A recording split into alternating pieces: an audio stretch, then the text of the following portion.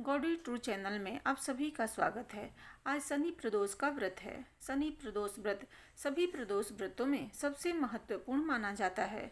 जो व्यक्ति शनि प्रदोष का व्रत रखता है उसे खोए हुए धन की प्राप्ति होती है और जीवन में सफलता प्राप्त होता है।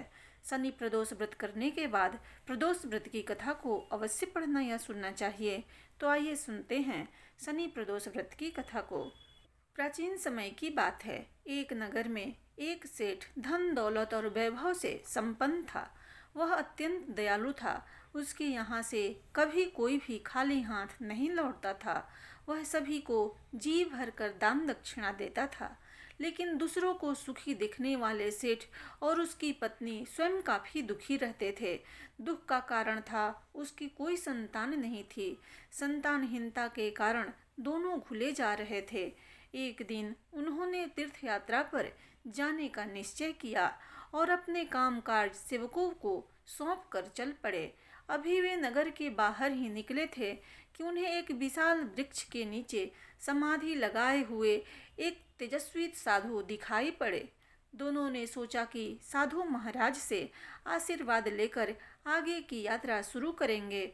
पति पत्नी दोनों समाधि युक्त साधु के सामने हाथ जोड़कर बैठ गए और उनकी समाधि टूटने की प्रतीक्षा करने लगे। सुबह से शाम और फिर रात हो गई, लेकिन साधु की समाधि नहीं टूटी। मगर सेठ पति पत्नी धैर्यपूर्वक हाथ जोड़े पूर्वतः बैठे रहे।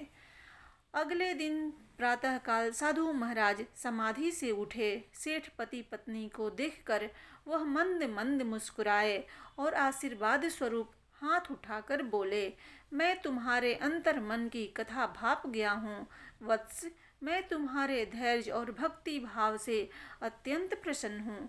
साधु ने संतान प्राप्ति के लिए उन्हें शनि प्रदोष व्रत करने की विधि समझाई और शंकर भगवान की स्तुति बताई। हे रुद्रदेव शिव नमस्कार, शिव शंकर जगत गुरु नमस्कार, हे नीलकंठ सूर्य नमस्कार, शशि मौली चंद्र सुख नमस्कार, हे उमाकांत सुधी नमस्कार, उग्रत्व रूप मन नमस्कार, ईशान ईश प्रभु नमस्कार, विश्वेश्वर प्रभु शिव नमस्कार।